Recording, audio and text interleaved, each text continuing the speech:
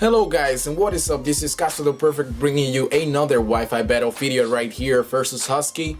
One of those guys that are on my Skype right now, and it's really awesome because I've had a lot of you guys talking to me lately, and it is really awesome to be interacting with you guys 24/7.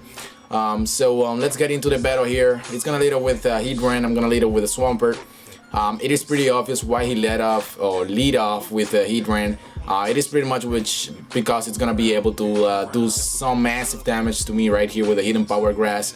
I knew that from the very beginning, and I thought, you know what, I'm gonna be able to take that one. So I'm gonna be able to set up a Stealth Rocks and then switch into my Arcanine to take the next Hidden Power Grass and then close combat him to the face. And that's pretty much what happened right here, which is really awesome. On top of that, I think Arcanine has become a really good Pokemon in the 5th generation since it's gotten the close combat move, and it is really awesome because it gives you a lot of coverage on a lot of Pokemon since close combat is a fighting type move, and it is also very powerful.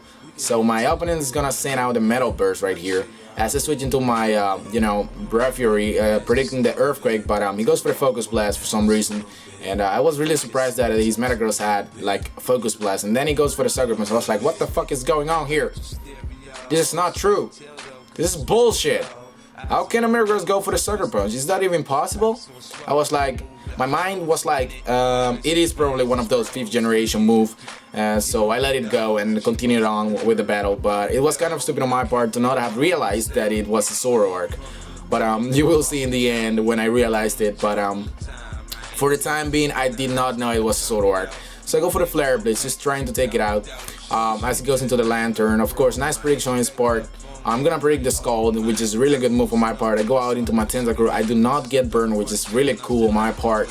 Now I'm gonna be able to take this free turn because I know he's gonna switch out, and I'm gonna set up Toxic Spikes, which is a really good move as he brings out his Mamoswine. He's probably going to go for the Earthquake, which is super effective against my Tentacruel, and it is also a stabbed. So I'm gonna go out into my Swampert and Death Fodder it just to bring out something else safely into the field, which is gonna be able to deal with the Mamoswine. So it's gonna be my Arcanine, and this time I'm bringing out the real Arcanine and not the Zoroark one. Well, actually I haven't used the Zoroark one, but whatever. I'm just gonna go for the close combat here, trying to take out the Mamoswine as it goes into the Lantern.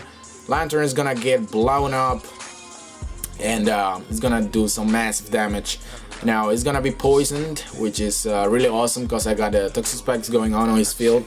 I'm gonna go for another close combat, which is definitely gonna be able to take out the Lantern. Now I'm thinking, well, what is his next Pokemon gonna be? I have absolutely no idea. So let's hope for something really cool. And he brings out a Togekiss, and I was hands down the most annoying Pokemon ever. All right. I'm predicting the Thunder Wave, which is very common. I know this Pokemon from the 4th generation, and it is such a pain in the ass. It is this combination that makes this Pokemon so overwhelming. Now the Thunder Wave with the Air Slash combination and Serena Grace, which is the ability of Togekiss, at least one of the abilities of Togekiss.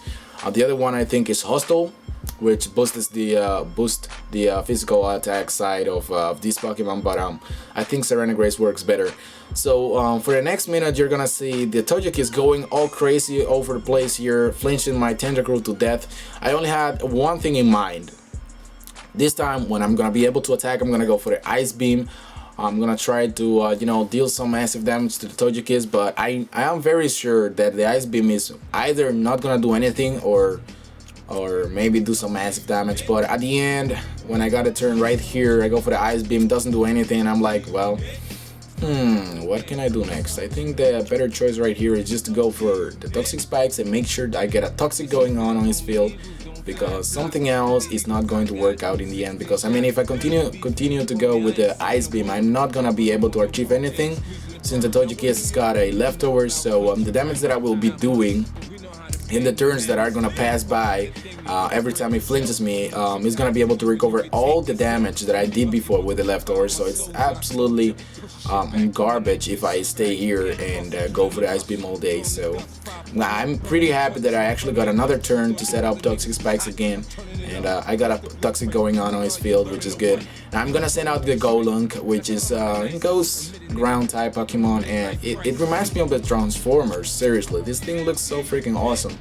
But I'm gonna be able to set up with the rock polish as it goes for the thunder wave. And no, it is not a new move what it did right there. It is pretty much that he was predicting this thing to be the Zoroark that I had on my team, but unfortunately for him, this is the real one.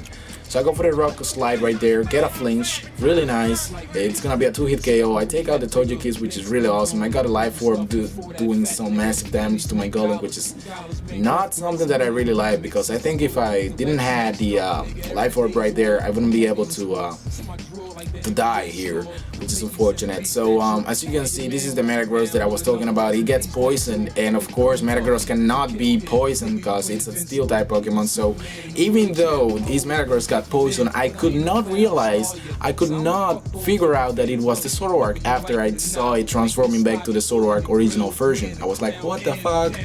Am I that stupid? Probably yes. I am definitely that stupid.